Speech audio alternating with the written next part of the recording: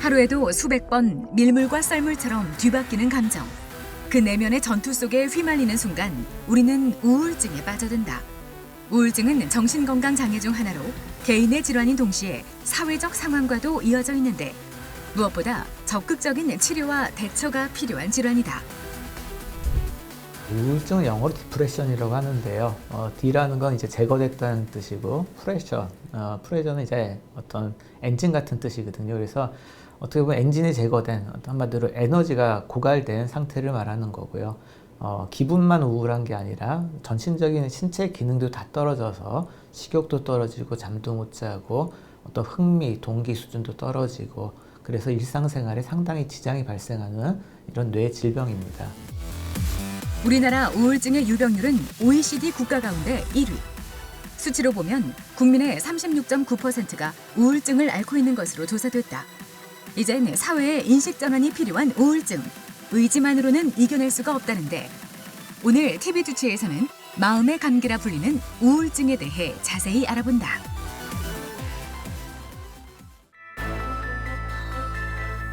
우울증은 하나의 원인이 있다기보다 생물학적, 심리적 또는 환경적인 요인이 복합적으로 영향을 미친다. 특별한 이유 없이 불안하고 우울한 감정이 지속되고 어떠한 일을 해도 의욕이 생기지 않는데 식습관에 변화가 나타난다거나 수면 습관이 달라지는 등 학업은 물론 직장, 사회관계 속에서도 다양한 영역의 기능 저하를 일으킬 수 있다. 오늘 병원 어떻게 오시게 되셨어요? 네. 저 3개월 전에 부모님이 이혼을 하셨는데요. 제가 우울증 증상이 있는 것 같아서 진단을 좀 받아보려고 왔습니다. 혹시 지금 어떤 증상을 경험하고 계시나요? 기분이 좀 우울하고요. 입맛도 없고 학교 생활하는데 수업 집중도 잘 안 돼서 학업도 떨어지고 그런 증상들이 있습니다. 부모님 이혼하신 게 본인 우울증에 어떤 원인을 제공했다고 생각하시나요? 부모님 이혼하신 게 저 때문은 아닐까 자책감이 계속 들고요. 그런 기분 때문에 우울증이 오는 것 같습니다. 우울증의 원인으로는 학업이나 취업 경쟁에서 오는 스트레스, 그리고 가족의 변화나 경제적인 압박 등이 주요 원인으로 지적되고 있다. 불과 몇 년 전까지만 해도 우울증은 나약해서 생기는 병이라 생각했지만 이제는 사회 문제로 떠오르고 있다. 이 환자는 이제 최근에 스트레스 요인이 있었고요. 부모의 이혼과 관련 스트레스 때문에 심리적으로 상당히 위축되고 본인의 어떤 책임을 느끼면서 죄책감을 느끼면서 이런 심리적인 원인이 우울증으로 유발된 것 같습니다. 아직까지는 이렇게 심한 우울증 단계는 아니라서 일상생활이 가능한데 이 정도면은 이제 약물 치료 없이도 심리 상담으로 호전될 수 있고요. 물론 조금 더 증상이 빨리 좋아지게 하려면 약물 치료를 병행하면 더 효과적으로 증상이 좋아질 거라 생각이 됩니다. 건강보험심사평가원에 따르면 2021년 20대 우울증 환자 수가 지난 2017년과 비교해 127.1%나 폭증한 것으로 나타났다.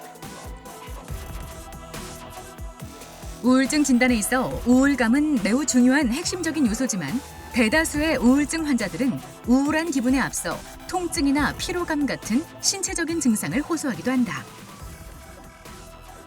네, 오늘 어떻게 병원에 오시게 되셨나요? 제가 너무 우울해서 그냥 평상시에도 되게 죽고 싶다는 생각도 많이 들고 견디기가 어려워가지고 찾아왔습니다. 이렇게 우울하실 만한 이유가 있으실까요?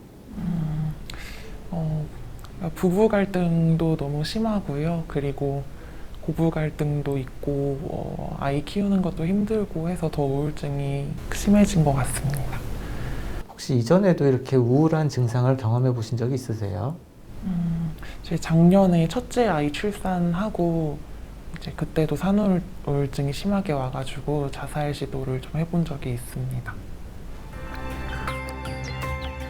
우울증은 급기야 극단적인 선택까지 불러올 수 있는 심각한 질환이다. 하지만 사회적인 편견과 오해 때문에 막바지에 이르기까지 병원을 찾는 걸 꺼리는 사람들이 많다. 마음의 문을 열고 적극적인 치료를 받는 것이야말로 우울증을 극복하는 최선의 방법이다. 이 환자는 지금 우울증이 처음이 아니고요.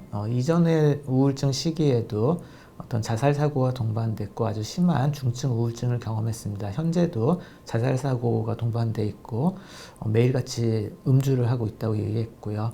생활 관리가 안 되고 있어서 이 정도 단계가 되면 입원을 통해서 치료하는 게 안전합니다. 적극적인 약물 치료, 혹시 약이 잘 안 될 때는 다른 어떤 그 생물학적인 뭐 광치료나 경두의 자기 자극술 이런 치료들을 통해서 빨리 이런 자살 사고를 해결하는 게 도움이 될 것으로 생각됩니다. 우울증 치료는 정확한 진단적 평가에 따른 약물 치료와 상담 치료를 병행해야 효과적이다.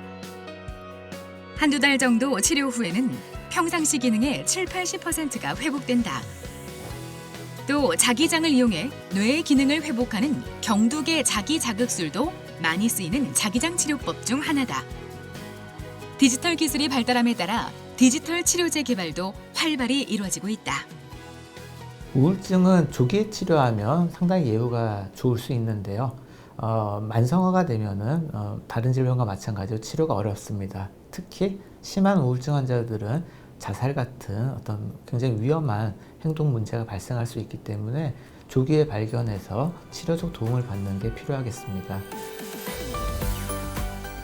우울증에 있어 우울감은 증상의 일부일 뿐 신체와 정신에 걸쳐 다양한 증상들이 복합적으로 모인 질환이 바로 우울증이다.